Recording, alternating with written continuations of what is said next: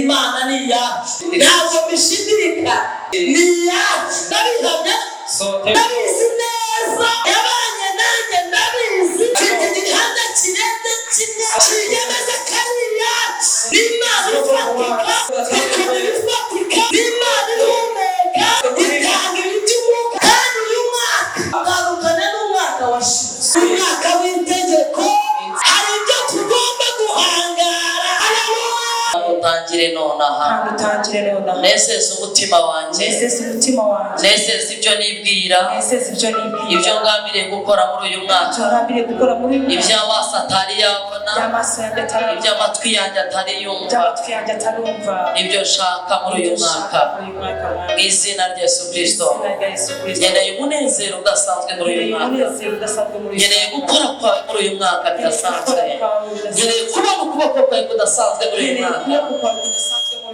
uri Imana ikora ibikomeye uri Imana ikora ibitangaza kandi ugatangaza abagufite turi mu nzu yawe y'umugoroba tuje kugutaramira twaje kukuramya twaje kuvuga kuri Imana ntabwo ari ubwa mbere tukubona twabonye imbaraga zawe twabonye gukora kwawe uyu munsi turabahamya uyu munsi turabivuga mu izina rya Yesu ururimi rwacu rufite icyo kuvuga icyo twabonye udukorera twabonye udutabara twabonye uturengera twabonye uhagarara natwe uyu munsi uracyari ukwizeza komeza uzamure ibiganza byemera y'Imana yacu Imana yacu icyubahiro haleluya niba bishoboka warangurira Imana ibiganza haleluya haleluya Imana yarinze ubuzima bwawe ukabugihumeka tuvuge ngo haleluya Imana y'imirimo ntabwo ari uko wari ufite ibihambaye ahubwo imbabazi zayo biravuga ngo imbabazi zayo nizo zituma tudashira haleluya haleluya haleluya ajya mubwira ngo warapfuye waranibagiranye haleluya ariko kuko imbabazi z'Imana kuko urukundo rw'Imana ruhoraho niyo mpamvu uriho nanjye nkaba ndiho ndagira ngo tuzamurire Imana yacu amaboko tuyihe icyubahiro ikwiye haleluya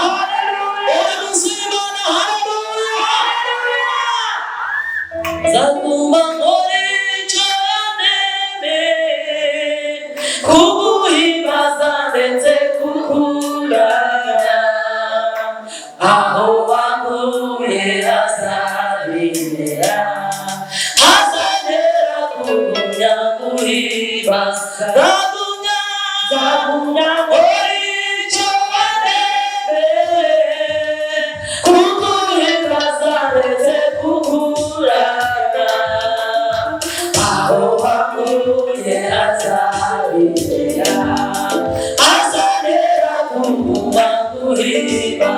ndagira ngo ufate iminota mike cyane turize imbere y'Imana wibuka Imana yagusanze wibuka ibyo Imana yakoze utari gushobora wibuke ko yasanze unaniwe akakuruhura wibuke ko yakubereye ikiraro ukambuka wibuke ko yakubereye umucunguzi yakubereye Imana mu bicuku by'ijuru yagusanze aho umuryango utari uri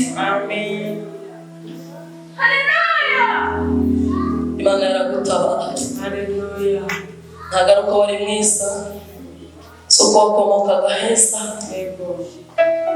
n'urukundo rw'Imana imbabazi z'Imana turayishimye tuyihacuza ntabwo tuzibagirwa imirimo y'Imana ntabwo tuzibagirwa ibintu Imana yakoze tuyibagiwe twaba tudashima twaba tutibuka twaba turingaye Imana ishimwe turayishimiye uyu mwaka kandi nanone Imana turayishimye yabanye natwe Imana yaturinze Imana yabanye natwe ikomera amashyi menshi urambura amaboko duha Imana yacu icyubahiro haleluya Imana ishimwe Imana y'imirimo Imana ikora kandi habwa icyubahiro suhuza mwene se umubwire ngo Imana ni yacu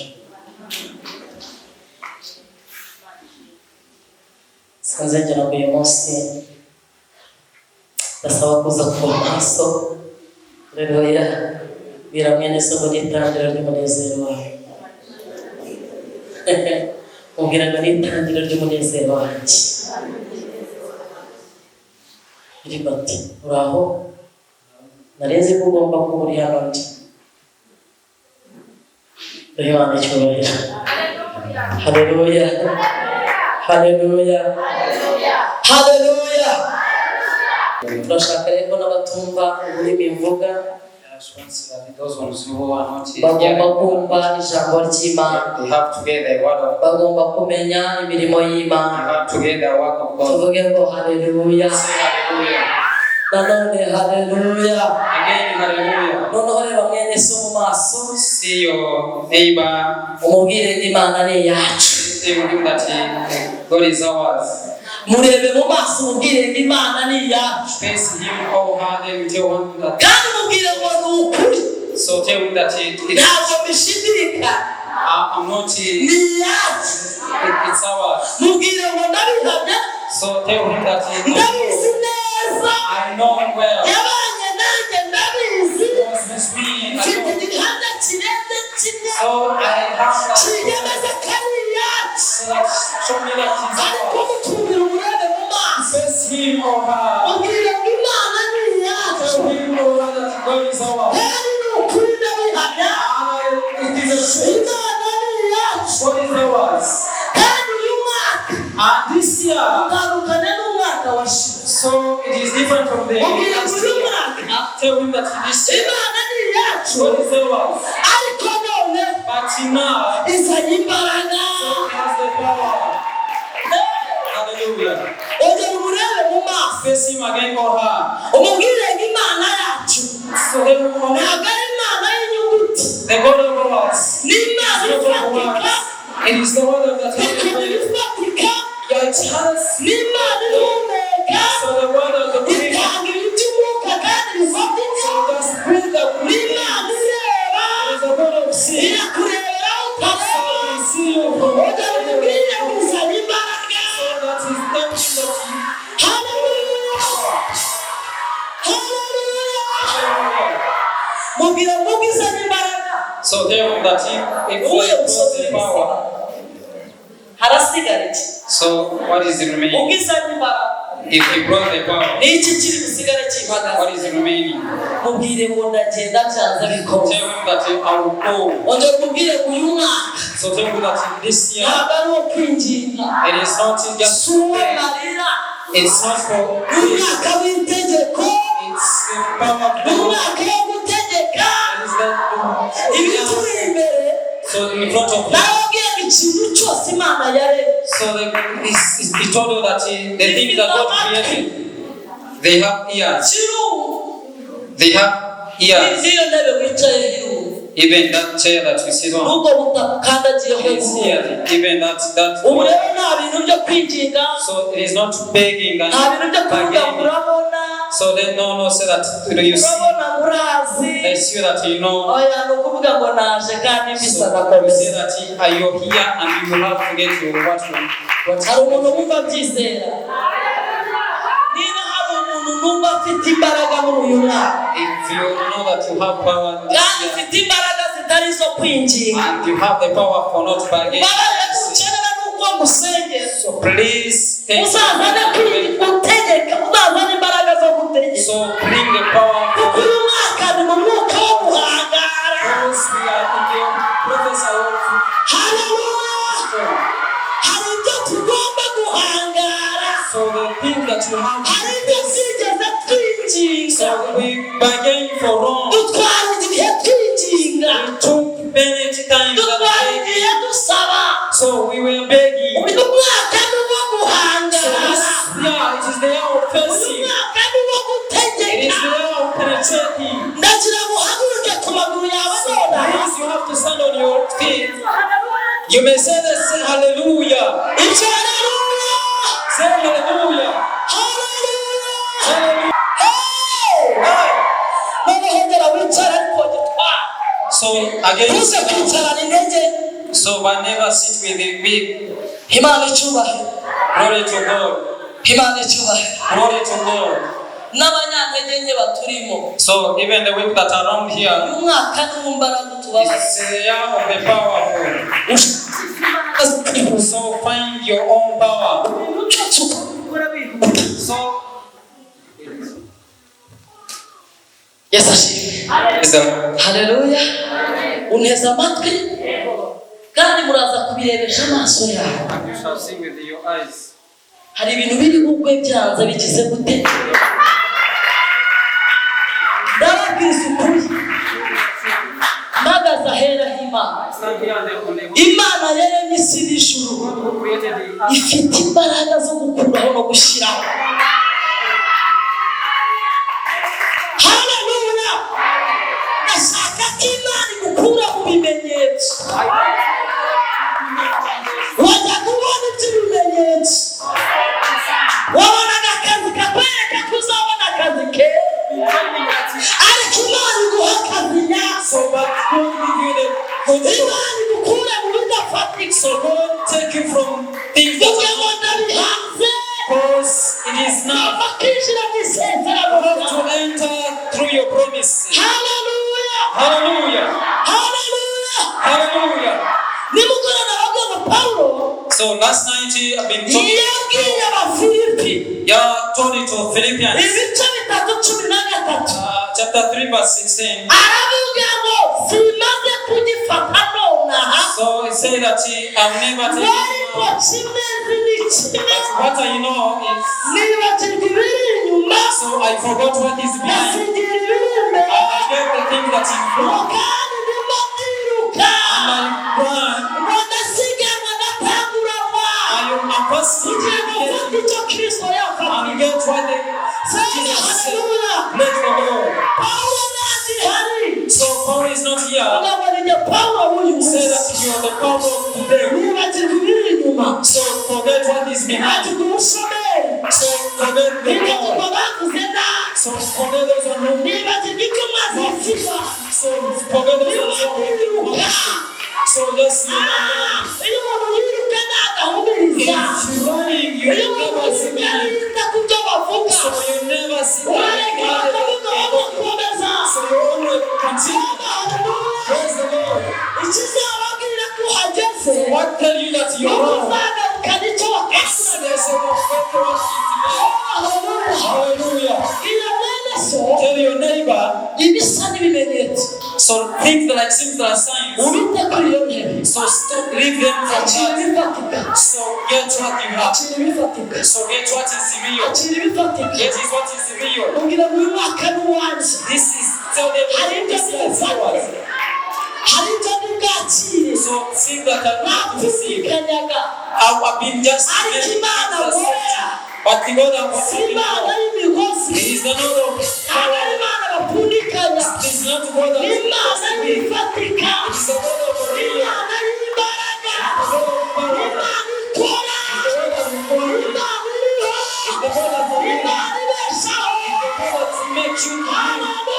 Hallelujah. Hallelujah.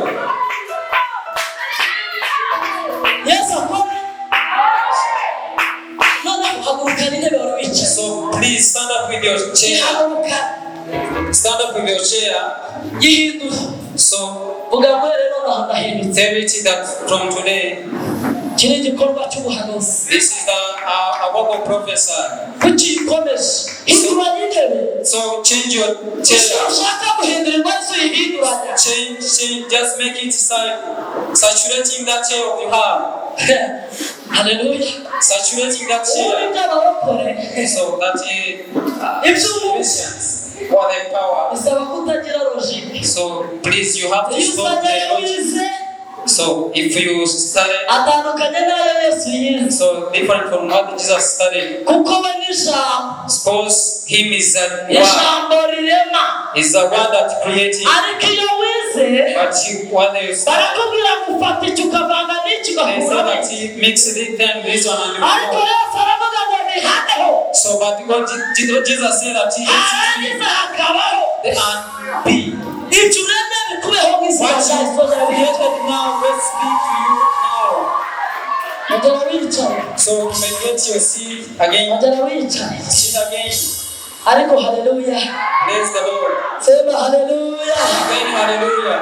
Vuga ngo ndi mwiza. So tell yourself that I'm Ibyiza birambere. So the good are waiting for me. Kutihanurira vuga ngo ndi mwiza. So tell yourself that you're good. Vuga ngo ndi mwiza. So tell yourself that you're good. Akazi keza karambere.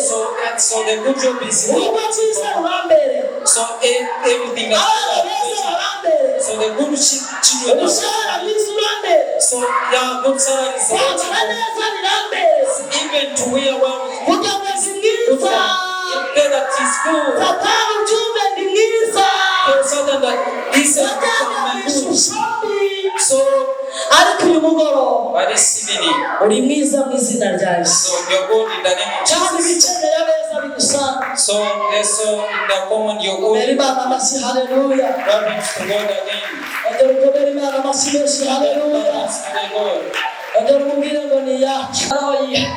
So please have your soul. Adoro yacu. Tell yourself that God is behind. Adoro yacu. Tell yourself God is behind. Kwinjira mu bwenge no mu magufwa. So you can enter in my God. So tell yourself that my God is behind. So tell yourself that God is your mind. So stretch your arms to the altar again. Again, stretch your altar. Reka dusome ijambo ry'Imana. Hari amagambo Imana yabwiye kuri uyu mwaka. So there was God to tell her that. Hallelujah. So hallelujah. Ongire ku mwaka mushya. Tell wajana utangiye uyu munsi. New year. Imana icyubahiro hallelujah. Hallelujah. Hallelujah. Ndashaka kusomera Zaburi ya 23. So we have to read these Psalms. Iribati. Yes. 23 Zaburi.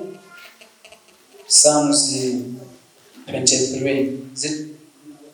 23 turahera ku murongo wa 2. Psalms 23 verse 2. So may we read? Zaburi 23. So let's read in the name of Jesus. Indirimbo bita Dawidi. He makes a resting place for me in the green fields.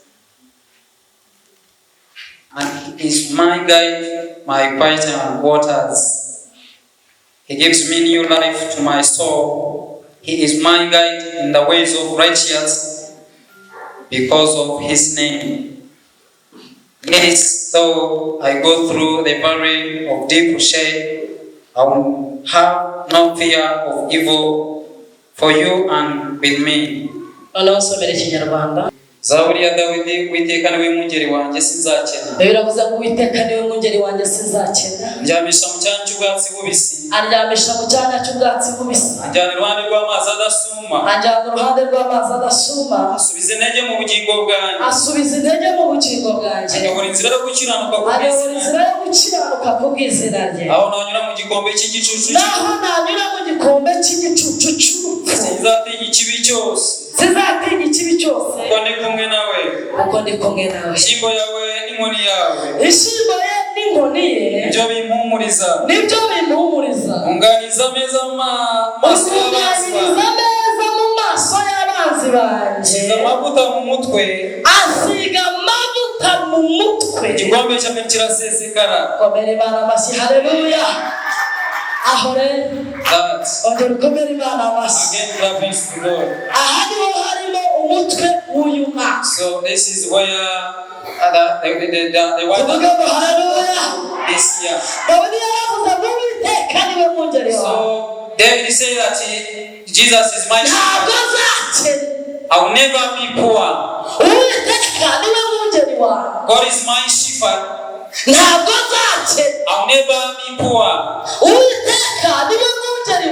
So God is my shepherd. So the poor shall never come to me. God is my shepherd. Where I must be, God is my shepherd. So the thing that I have to go away, God is my shepherd. So praise the Lord, hallelujah. Bwana sifiwe. Hallelujah. Uwiteka niwe mwungeri wanjye. God is my shepherd. Gira mwene so Uwiteka niwe mwungeri. So tell your neighbor that God is my shepherd. Uwiteka niwe mwungeri wanjye. God is my shepherd. Agomba kuma gutona rinicaye. So you may have to make Uwiteka niwe mwungeri wanjye. God is my shepherd. Agomba kumara umubabaro. Make it to make me. Uwiteka niwe mwungeri wanjye. God is my shepherd. Agomba kumva ibifatika. So give you the real thing. Uwiteka niwe mwungeri wanjye. God is my shepherd. Azagorora inzira yo gukiranuka. My way. Uwiteka niwe mwungeri wanjye. God is my shepherd. Ntabwo azanyobora mu irimbukiro. So shall never take me ahubwo here. azanyobora mu gukiranuka. Tell me the righteous. Uwiteka niwe mwungeri wanjye. God is my shepherd. Azahora atesha ibigiye kundiganya. He always shall tell me Uwiteka niwe mwungeri wanjye. God is my shepherd. ibyo ari kunsumira So the azabisumira. things that to take me kuko ni umwungeri wanjye. shall be aware God is my shepherd. Dawidi aravuga ngo ka And then we say it again. antunganiriza neza Make me good imbere things y'abanzi bawe. in my enemies. abanzi bawe ntibapfuye. So your enemies are wrong. baracyahari na bugingo n'ubu. You're still around. ariko ikirimo Imana igiye gukora. But the good things God is going to make nuko me. ameza irimo kuyasukura He's making bareba. the table in front of them. Imana iguhaye kurya bitegereza. To be with them and eat. ibyo kurya Imana igaruye. So the God and the food God gave you bifite mu kuboko kwayo ingoma y'umwungeri. has the stick of ntawe uzaza kubikoramo. no one shall come and take that kuko Uwiteka ni umwungeri wawe. Jesus is my shepherd. kuko Uwiteka ni umwungeri wawe. Lord is my shepherd. icyo umwanzi yankangishaga ntibizoza. So they think the enemy is Uwiteka ni umwungeri wawe. Lord Jesus is my shepherd. najyaga rwose nunguka ariko So I've been working but never getting Uwiteka profit. ni umwungeri But wawe. today God is here. intambara zawe ntabwo zizongera. So the things I've been talking to atunganirije ameza. so prepared my table. atunganirije ameza. Prepared my table. Imana imutunganiriza ameza. God prepare your table. abakanda bagihari. So your enemies is Imana imutunganiriza ameza. let's go prepare your table. abakuroze bazumvira So the wish are still around. Imana imutunganiriza ameza. Let's go prepare your table. abarara ku muryango wawe Those bazarabona. who sleep on your door. Imana imutunganiriza ameza. So let's go prepare your table. abakuraho amagambo mabi bazarabona. Those who don't want bad words. Imana imutunganiriza ameza. Let's go prepare your table. abari bazi ko byarangiye. Again on Tuesday that is bahora ukomeje gusera intambwe. so it's going to you that Imana is imutunganiriza let's ameza. go prepare your table again. bakomeze baseke ariko wizeye. Let them laugh but just Haleluya. hallelujah. Haleluya. Hallelujah. Imana imutunganiriza ameza. Let's go prepare your table. abanzi baba bagihari. When your enemies are still wrong. bagihari papa. When your enemies are still abanzi bagihari mama. when your enemies are Imana still igiye kurera abana bawe so nawe. when your children ababoroga ntaho bagiye. so those who wish oya ntibasanibuke. bagusiga amavuta ariko atatetse ntawayabona. so they can just anoint you. wabona umugisha ariko utaguhagije Can get ntiwawubona. blessing without God and never. wabona amahirwe ariko ataguhagije ntiwahabwere. You can get opportunity but without. Imana izanye amavuta. So God brought again, bring again. Imana isutse umugisha. God brought, bring again. kandi urasesekara. And He's passing to you. urokore bwira. Am I talking to Christian here? reba mu ndeba dusaba. You're only seeing me. nyamara yayasutse. So, but the Lord is just anointing. Imana icyubahiro. haleluya. Special hand to the altar. nari ngiye guhanura ariko naje. I was going to. Imana icyubahiro. haleluya. Imana icyubahiro. haleluya. Hallelujah. bwira mwene so garaje. Tell your neighbor is a. asize amavuta. I anointed me igikombe cyane. and my cup kiraseseka. so fast. asize amavuta. Anointed me. mu nzu n'abagabo. So where I was living noneho in. turaza abantu. So asize amavuta. He anointed me. ameza yanjye. So my table. aje ubwiza So Lord, I bwarasaga. want to be so good. asize He amavuta. anointed me. Ibyo nateguraga. So what I have been prepared, Birahindutse. they will really change. Asize amavuta. Anointed me. Ibyinisha n'ikize. So they think that Natarabihindura. so they are still not here. Igikombe cya. So my cup Kiraseseka. surpassed.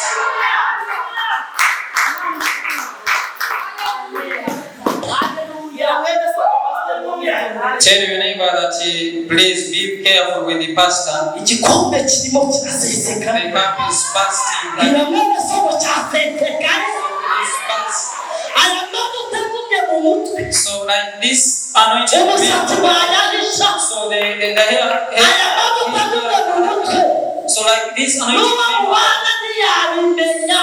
that has been Aya mavuta agumye hamwe. never knew. Abo mukobwa bakomeza kuba rusange. So that you want him from to Ariko navuze basize amavuta mu mutwe. so but the Bible said that he got Wibuke Dawidi wahungaga Sawuli. so remember that David Yari ari mu ishyamba. was big going away. Inzara yari yaramwiciyeyo. He was in the forest Ariko igihe kiragera. with the hunger and the Abaye umwami. so when you become a king, Abaye umwami. when you become a king, Icyo Imana yavuze what gisohoye. God said to him, Abona neza bamuteguriye. and find a table around him. Abona ibyo So bateguye. they were prepared. So Ntabwo aribyo yajyaga ari mu ishyamba. and he gave him. Mu ishyamba yajyaga umutsima. So in the forest he was Akanywa eating, amazi. and he was drinking water. Ariko igihe kirageze. And the time is come. Imana imukuyeyo.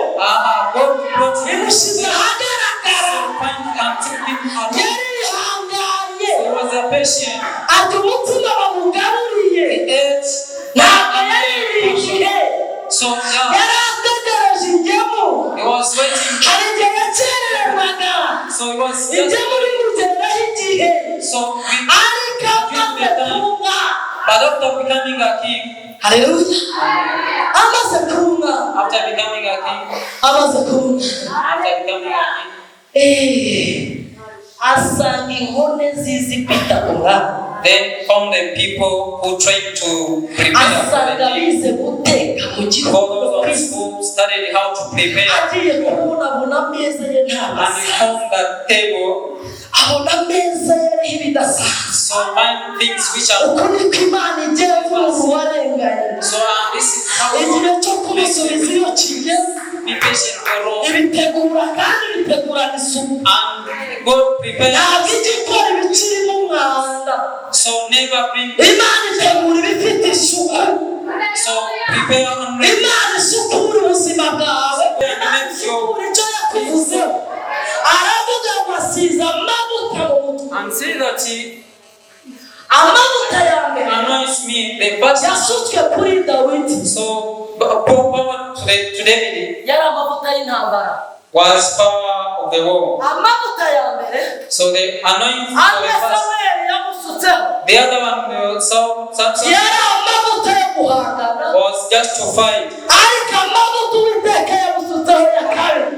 The anointing God brought Yari amavuta yo kwinjira mu isezerano. was anointing just to Kugira ngo rihagararemo neza. in order to stand well. Uyu mwaka rero This year, Imana igiye kuzuza. so God is going to fulfill. Bwira mwene so ngo uyu mwaka Tell your neighbor that this ni year umwaka wo kuzura. it is a year for fulfillment. Uyu mwaka This year ni umwaka wo kuzura. it's a year for the Uyu fulfillment. mwaka This year ni umwaka wo kuzura. it is a year for the fulfillment. Babisubiramo. Let me repeat this. Uyu mwaka This year ni umwaka wo kuzura. it is a year for fulfillment. Ntabwo tuzuzura ejo bundi. We shall never fulfill that. Twatangiye kuzura. So let's start to fulfill today. Uyu mwaka This year ni umwaka w'umwuzure. it is year for Imyaka yose yashize so the years warasagaze. so the year past Wari igice. yours Ntabwo wari wuzuye. it was not full. Niyo mpamvu utaboneka. So that's why you Ntugire uburenganya. sorry. Utagira uburenganya. So never Wari igice. condemn someone. Ntabwo You wari was wuzuye.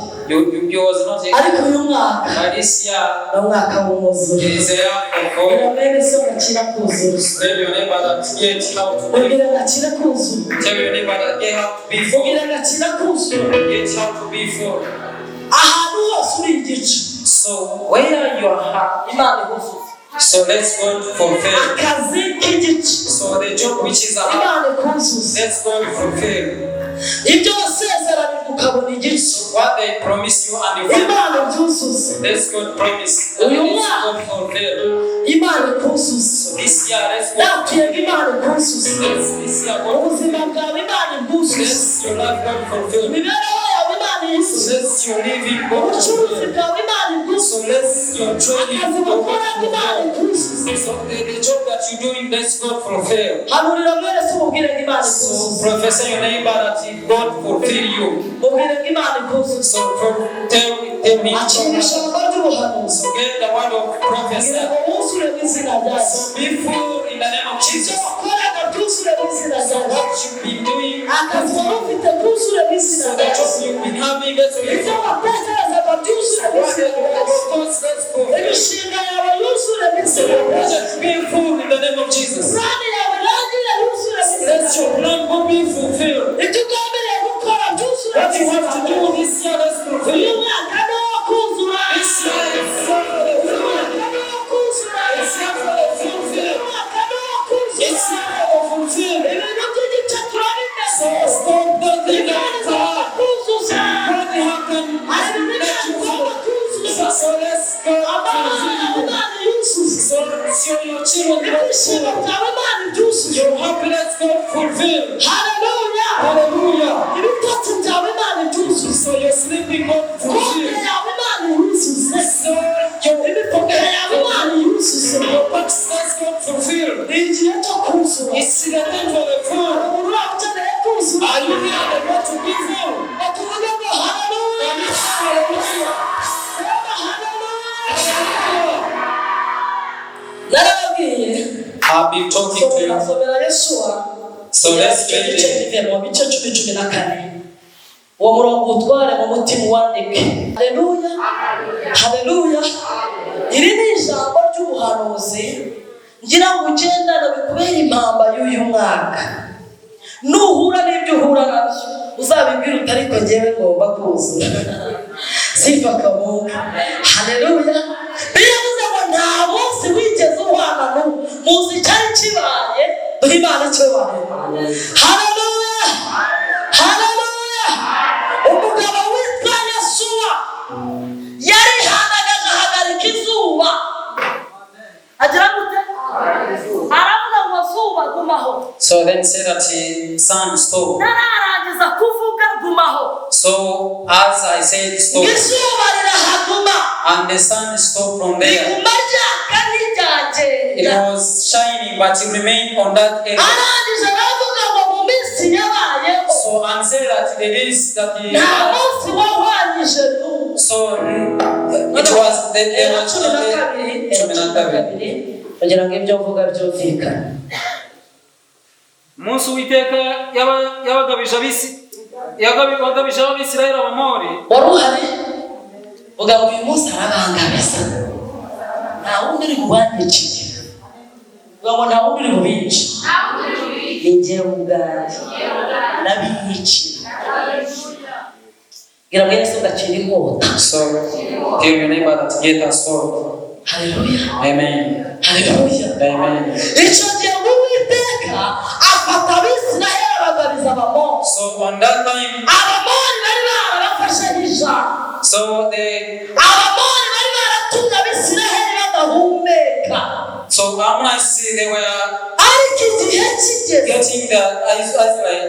Uwiteka abwira Yosuwa. And God said to Joshua Aramubwira ngo iki ni igihe cyawe. and say that this is your time.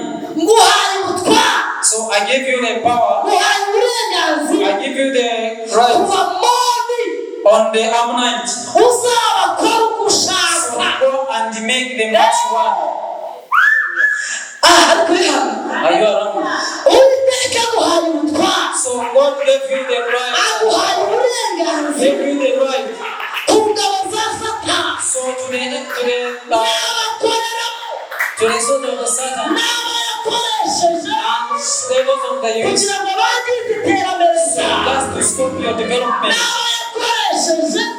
Those of the youth Kugira ngo bangize imibereho yawe. to to stop your living. abwira Yosuwa And say to Joshua, aramubwira ngo uyu munsi so say that today, yavuze iminsi ngahe yaravuze ngo uyu munsi already today.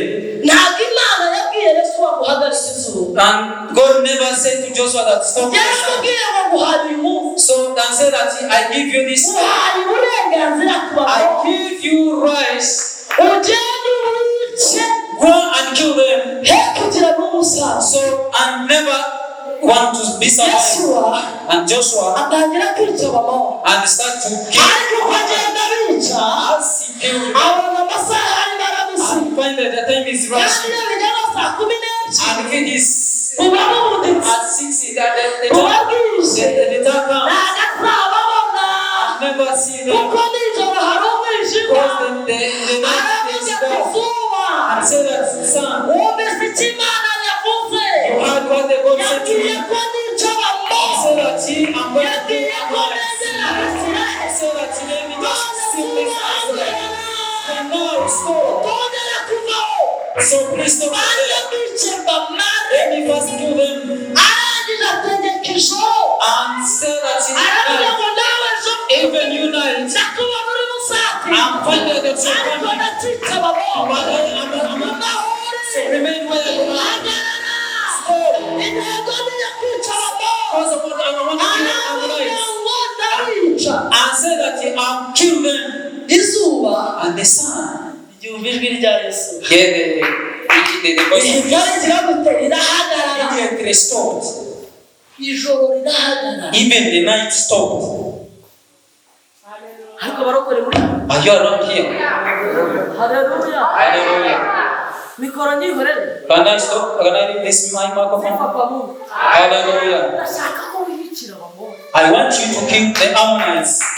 itabamo Kill the Ammonites. bakuraje ijoro wirabaganira So they took you in the whole night.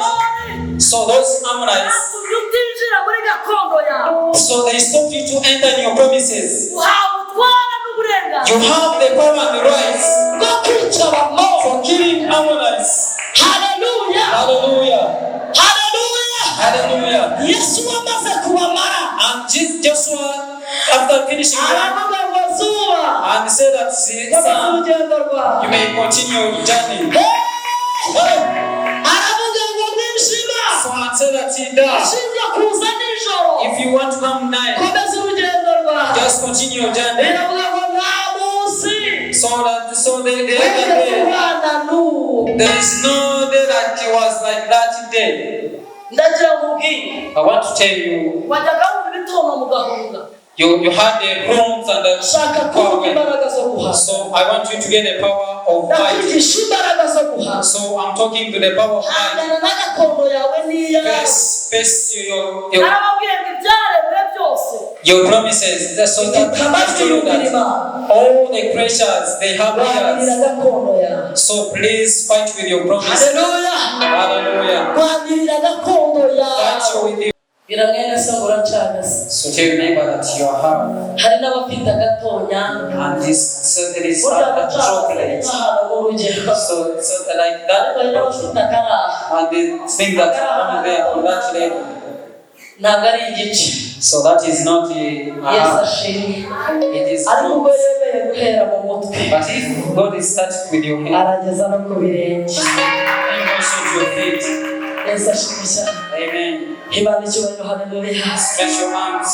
ariko haleluya Again, hallelujah. gusomera daniyeli 2:21 ngo murongore Daniel 2. biri mu mwaka w'ubuhanuzi kandi mu kanya ndaje mpanure ndumva byaje Daniel 2 umurongo wa 4. 21 byonyine icyo gice umurongo wonyine iyo inyuranye ibihe n'imyaka wari uhari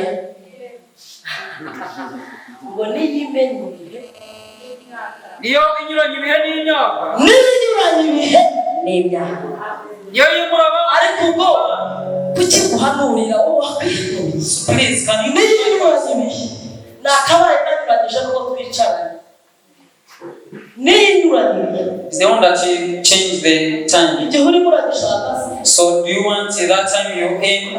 Please change your place. It's the one that change the times. Hallelujah. It's the God that change the times. So the God change the time. Change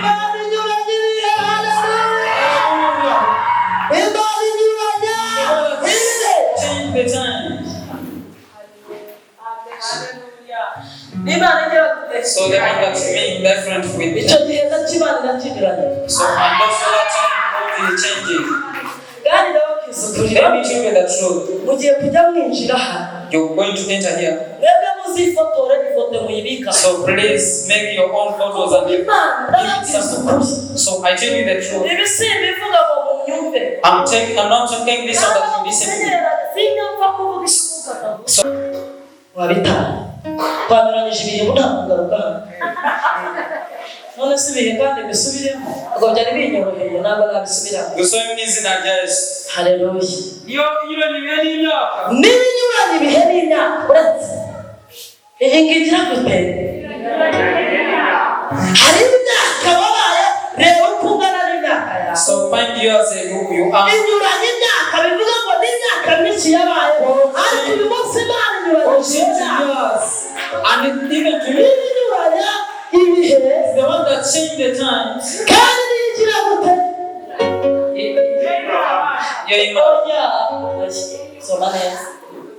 iyo inyuranye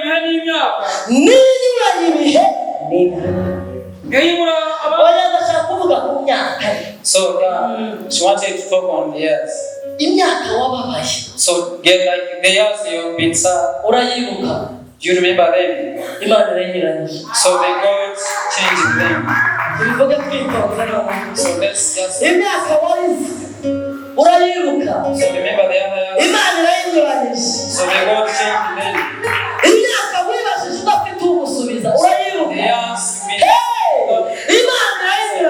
so they God changed them.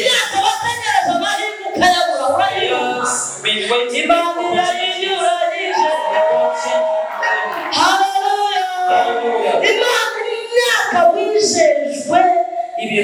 so they promised you many things. So they really changed them. iyo inyuranye ibihe n'imyaka turayishimiye ko ibinyuranyije. So we are praising God that He is really changing. Turashimira Imana inyuranye ibihe n'imyaka. So we are thanking God that's changing the time and. Hallelujah.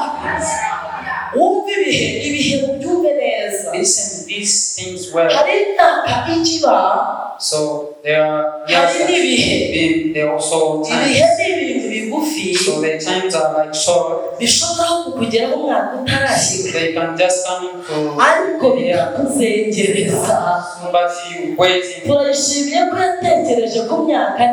So we are thanking God that He was thinking about the years. So there is time that you the night weeping. So and another time you find that God is happy. Those are the times. So the time that you can get and another day you have things. Those are the times. So the time that you can get so another day you can those are the times.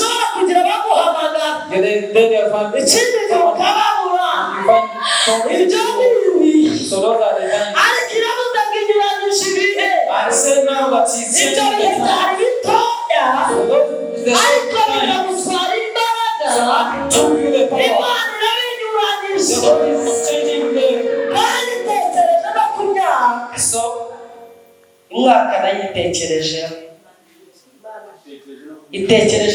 and also think about the years. You're only seeing me. Nothing that you can do. iyo inyuranye ibihe n'imyaka iyo nimura abambika imikabane ngo niyigira gute niyo nimura abami abanyabwenge mwe the one that is changing the kings. Hallelujah. N'Imana yimura abantu. It's the God that's changing the kings. Hari ushobora kugira igisonga kibi. So can get that their servant which is not good. Ibyitaga abantu ku buzima bwawe. So those things that you make themselves. Imana ibyimura. So let's God shift them. Ibyigangarikaga bihindura n'ibifite ijambo. Imana ibyimura. So let's go shift them. Ibyagangarika kuza amahirwe. So the thing that came and took your opportunity. Imana ibyimura. Let's go take them away. Gira mwene se Imana irabyimura. So tell your neighbor that God is already. Niyo yimura abantu. So it's the one that shifted the things. So they think the bad things are already gone. God is the one that will change kings and bring other kings. He was here. So shift the kings and bring other kings. So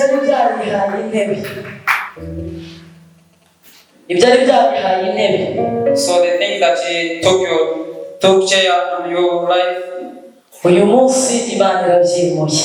God take them away. God's the one that he bring the kings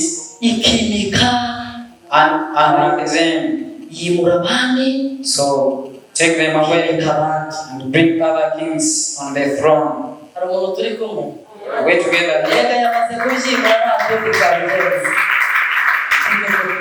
Praise the Lord. Hallelujah. Amen. Hallelujah. Amen.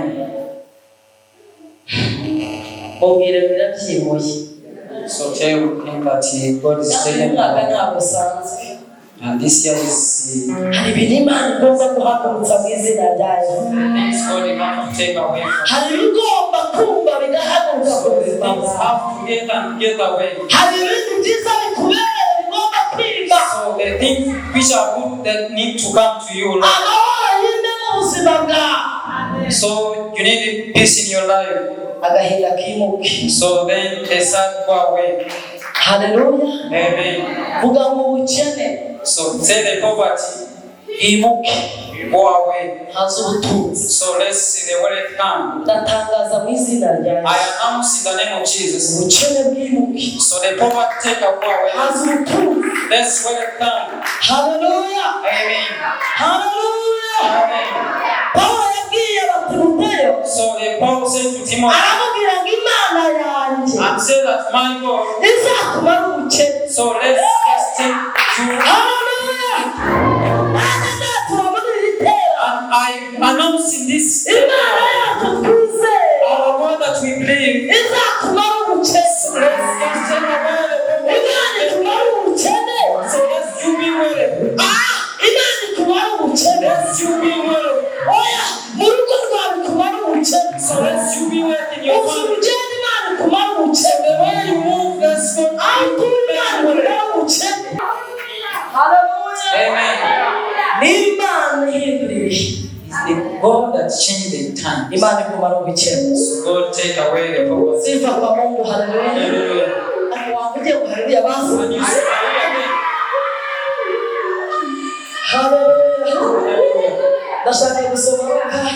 want to read Luke chapter 8. So I want to read Luke chapter 8 verse 53. So tell your neighbor that even if we are bad, so this prophecy is yours. And God, you have to make a choice. So that is what you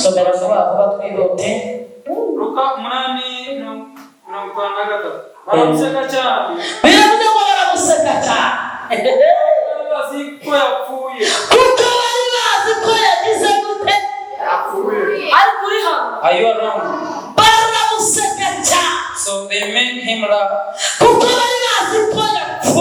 they found that he was dead. They laughed at him. Never come. They laughed at him. So find that he to never come. cyane bari bazi ko utazamara imyaka icumi baramuseka cyane bari bazi yuko yapfuye baramuseka cyane bari bazi ko nta terambere azagira baramuseka cyane bari bazi ko mu rubyaro rwe nta kizaza baramuseka cyane uzi seko basetse ababyeyi bawe niko ndababona bari bazi ko ntaho uzagira bari bazi ko nta mwana bazarabona barabaseka cyane bari bazi ko yapfuye. They found that he was dead.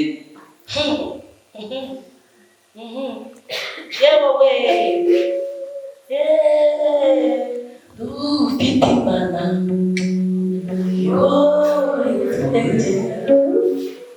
ibihe byakiremye ituwe igisubizo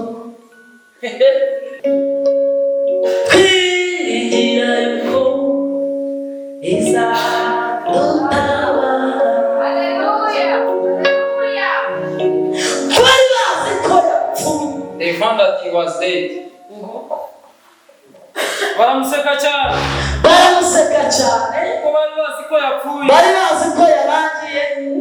amufata ukuboko aravuga cyane ati yewe data yewe pastor Pastor Mami bari bakoresha amufata ukuboko agira gute baramuseka cyane kuko bari bazi ko yapfuye baramuseka kuko bari bazi ko ubuzima bwe bwarangiye. amufata ukuboko aravuga cyane ariko amufata ukuboko aravuga cyane ati mukobwa byuka mukobwa byuka. baramuseka cyane They looked at him again. bari bazi ko ubuzima bwe butazazuka. mukobwa byuka. Girl, wake up. amufata ukuboko aravuga cyane ati amufata ukuboko aravuga cyane ati mukobwa byuka mukobwa byuka. umwuka we uragaruka umwuka we ugira gute ubunega ndimo ndavuga umwuka wawe ndavugana n'umuntu bashimiye bazi ko ubukwe butazaba. ndavugana n'umuntu bashimiye diplome ze bazi ko atazabona akazi. ndavugana n'umuntu bazi ko atazashaka ndavugana n'umuntu babarira imyaka nk'aho aribo bamubyara. ndavugana n'umuntu bahitiye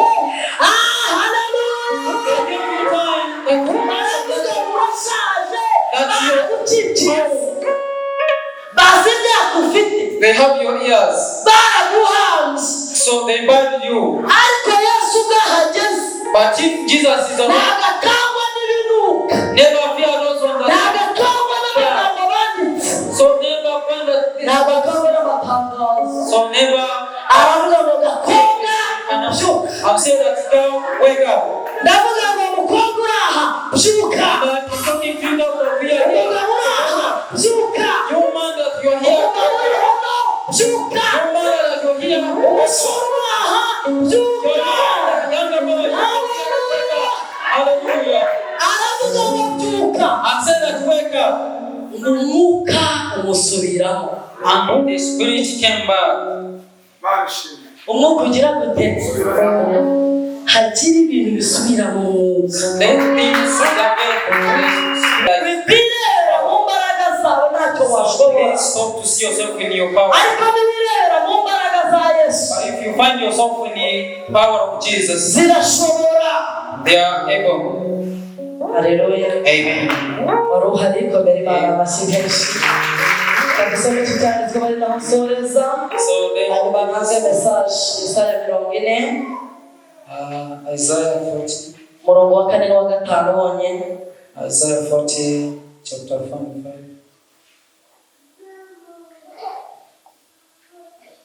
Irukanke 4:5 gusa. igikombe cyose kizuzuzwa Igikombe cyose kizagira gute? Kizuzuzwa.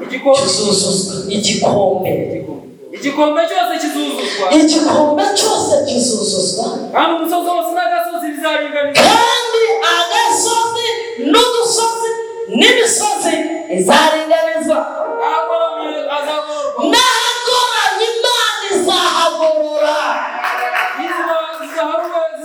n'inzira zidaharuwe zabaye umusozi Imana izazihagorora. Haleluya. Igikombe cyose kizuzuzwa ariko uri hano igikombe kizuzuzwa igikombe kizuzuzwa So the barrel shall be full. udusozi tuzaringanizwa So the hills and mountains shall be imisozi izakurwaho. So the mountains shall be in the flood. Haleluya. Amen. Nagira muzamure kwizera So I want you to raise your breathing. imisozi n'udusozi. So the hills and mountains. Hari umuntu ukiri umusozi ariko agasigarana agasozi. So you can just go Kandi umusozi wawe the hill. ariko agasozi kakakubera agasozi. So but that hill that you have, Haleluya. it's be the hill on your life. Bwira mwene so umusozi warawurenze Tell your neighbor that you jumped over the mountain. ariko agasozi kaguhejeje hasi. So by the hill it just caused you to biragatsindwa gutsinda umusozi So it's better to jump over the mountain. ukananirwa agasozi. And Umusozi ni umusozi mugari so mountains is a big, ni muremure it is a long, ushobora kureba ntuheze so you can't find and you see that. ushobora kutabona aho uzawuhera And you uzamuka find that you shall never. ariko agasozi karagaragara. But the hill is a Agasozi ni gato the hill is a short. n'urutoki wagaheza And even get in your hands. ariko ijambo riravuze But the ngo word says, imisozi n'udusozi so the hills and mountains, they be bizaringanizwa flat. They bizaringanizwa. shall be flat. Ushobora gutsinda imisozi So you can win the ariko war. agasozi kakakubuza So kugenda. but the hill just Agasozi remain kakakubuza under. ibyishimo. So the hills Agasozi just remain under. kakakubuhorana ubushiha. So the hill just Haleluya. will not move. Ariko Imana irimo iravugana And nawe the word said to you, uyu munsi this day kararinganiza. it is flat. Mbona ahantu hatari inzira. And even there, that's why there is Ariko no mbona ahantu way. hatari inzira.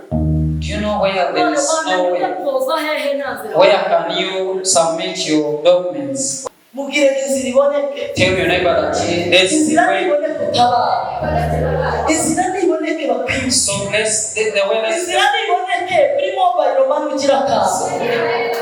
Inzira niboneke kuri banki ye kubahuza. get away. Iboneke.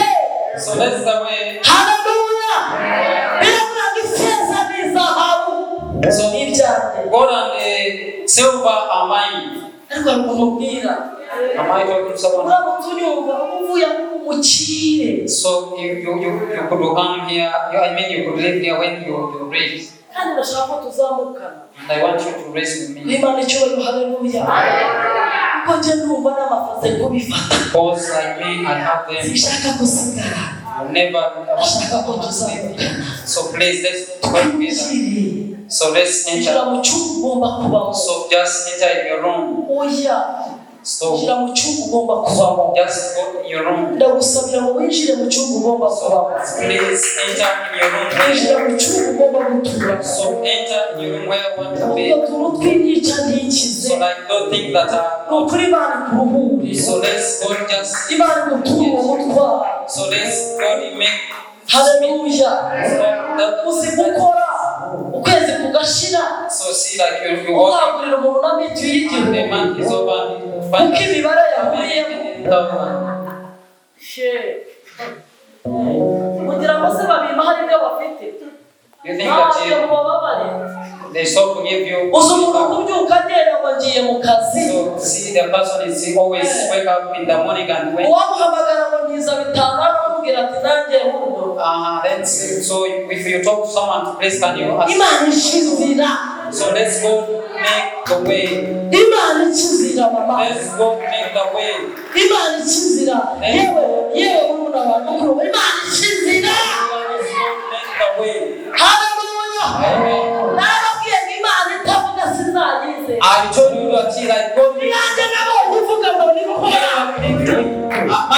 I got in the imana y'imana yajyaga kuzayikora I'll never follow that one which is weak. oya n'abapfumu barayifite Even the witchcraft they have. haleluya Amen. imana twizera nikuraho ibintu bigashyira n'ibindi So the God we believe is imana power. yaremye isi ijuru iraramba nta yindi Heaven and earth. haleluya nabwiye abantu bashake bazavuga ko ndi kuzimu ariko bazavuga imana y'agisigo n'inyambaraga Powerful. n'imana ikiza n'imana ishyira ikuzimu igatunganirwa n'imana ibohora n'imana itanga umugisha n'imana itanga ihumure So give you the hope. haleluya iyo wizera n'iyihe sifa Which do you believe? n'imana itanga ihumure So that give you the hope. n'imana itora uwo batazi So God that get you when they left you. n'imana ifata umuntu ikavuga ngo rakajya bamufasha amaboko So is the God that holds you and says that I hold your arms. imana ikayafata So then you kandi yafata neza hold your arms. Take them well. ariko urabona ngo kugira ngo haleluya Hallelujah. wagerageza tuvuge ngo haleluya Hallelujah. n'imana ikora God with you. tuyifitiye icyizere Wow. tuyifitiye icyizere So we have tuyifitiye icyizere we believe imana ihindura ibihe the one who changes the time. haleluya imana ikora ibitagaragara The one that makes imana the ikageza mu chance. bigaragara So and you bring them. imana iva mu nyuguti tukayibona igenda Some of the n'amaguru words. bwira mwene so ngo nanjye zansuye Share your neighbor imana that. yarasuye ndabibona ndaba imana izagusure Let's God visit you again. imana igusure Visit you. imana iragusura igahindura amateka yawe God is changing the history. imana igusure usigara uko utari uri When God comes to you, so bakaza kukwita pasiteri ubundi hari ayo bakwitaga so when God visits you, so they stop the names they've been talking to you. haleluya Amen. haleluya Amen. ni abantu twajyanye gushyingura icyumweru gishize Do we have people here who went to remain there down? bapfushije umuvandimwe haleluya I lost my brother. sifa kwa Mungu ariko bahamagaraga bishop mu izina bakongeraho bishop So, but when they call bishop, they say that even the bishop kwa turatsinze bishop from the Tratsins. Yeah, bishop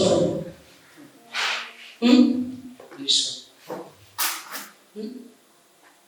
yego Yeah.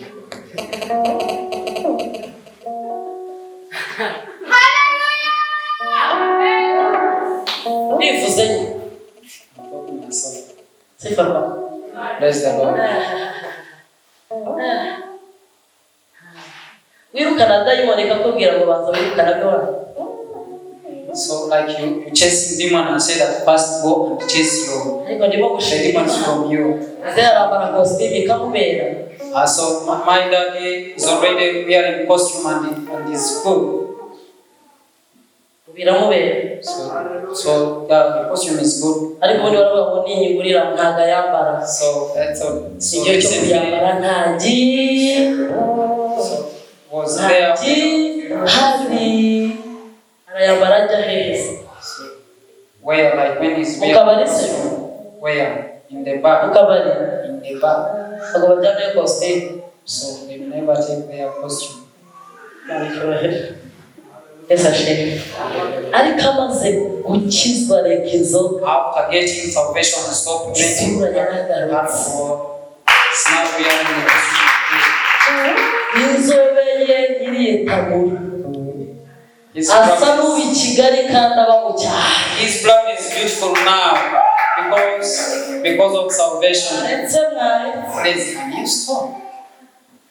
haleluya ubwo rero murimo kumuseka You're laughing at me. mvuze ko turatsinze I'm saying that my dad. Imana icyubahiro haleluya Hallelujah. Amen. haleluya